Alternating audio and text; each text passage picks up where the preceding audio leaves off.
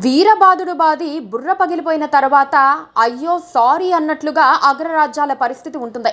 వారికి శాశ్వత స్వప్రయోజనాలే కానీ ఇతర దేశాల సంక్షేమం పట్టదు. తమకు ఇబ్బంది వస్తుందనుకుంటే మాత్రం వాళ్ళు 4 అడుగులు వెనక్కి వేస్తారు. అవతలి దేశాన్ని కుళ్ళబొడిచేదాకా వదిలిపెట్టని వాళ్ళు కూడా తమకు సంకట పరిస్థితి ఎదురైతే మాత్రం ఉదారంగా వ్యవహరించినట్లుగా నటిస్తారు. ఇప్పుడు ఇరాన్ ఇజ్రాయెల్ యుద్ధంలో అమెరికా చేసింది కూడా అదే అనుకోవాలి.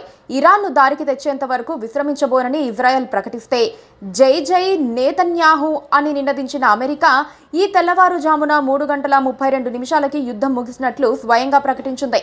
అది పశ్చిమాసియాలో అమెరికా స్థావరాలపై ఇరాన్ దాడులు మొదలుపెట్టిన కొద్ది గంటలకే అమెరికా వైపు నుండి ఆపండి అంటూ ఆర్తనాదం వినిపించడం విశేషం.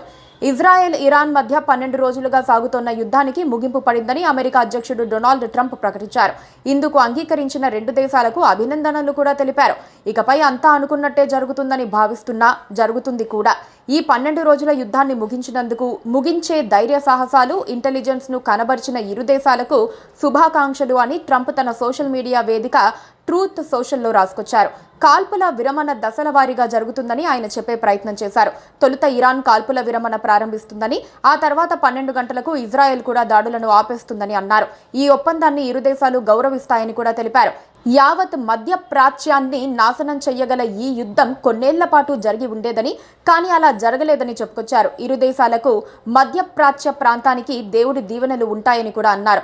ఈ విషయంలో ఇజ్రాయెల్ అధికారికంగా ఇంకా స్పందించలేదు. అయితే ఇరాన్ మళ్లీ దాడులకు దిగనంత కాలం కాల్పుల విరమణ తమకు అంగీకారమేనని ఇజ్రాయెల్ పేర్కొన్నట్టు వైట్ హౌస్ వర్గాలు తెలిపాయి. ఇజ్రాయెల్ ఇరాన్ పై ఆపరేషన్ రైజింగ్ లయన్ ఎక్కుపెట్టడంతో ఈ యుద్ధం ప్రారంభమైన విషయం తెలిసిందే. ప్రాణాలు కాపాడుకునేందుకు ఇప్పటికే కొన్ని లక్షల మంది ఇరాన్ రాజధాని టెహ్రాన్ను వీడి సురక్షిత ప్రాంతాలకు తరలిపోయారు. ఇజ్రాయెల్కు తోడుగా అమెరికా కూడా దాడులకు దిగటంతో ఈ వివాదం కొత్త మలుపు తిరిగింది. అమెరికా బాంబర్లు ఇరాన్ అణుస్థావరాలను ధ్వంసం చేశాయి. ఈ తరుణంలో ట్రంప్ కాల్పుల విరమణ ప్రకటన చేశారు. ఇరాన్ మాత్రం అమెరికా అధ్యక్షుడి ప్రకటనను తోసిపుచ్చింది. ఇజ్రాయెల్తో ఎలాంటి ఒప్పందం జరగలేదని స్పష్టం చేసింది. ట్రంప్ పెదనాన్నకు తొందర ఎక్కువైందని సోషల్ మీడియాలో జోకులు పేలుతున్నాయి. ఇరాన్ నిజంగా డిఫెన్స్ లో ఉంటే ఆ దేశమే కాళ్లబేరానికి వచ్చేది కదా అని జనం ప్రశ్నిస్తున్నారు. ఆ దిశగానే ట్రంప్ భయపడ్డారని, పశ్చిమాసియాలో తమ సైనిక స్థావరాలు దెబ్బతిని తన ప్రయోజనాలకు భంగం కలుగుతుందని ఆందోళన చెందారని ఒక వాదన ప్రచారానికి వచ్చింది. పైగా ట్రంప్కు మరో కోరికుందట.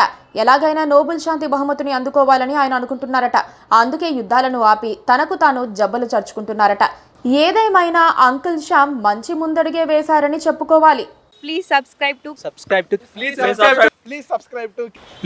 to KTV Telugu. KTV Telugu KTV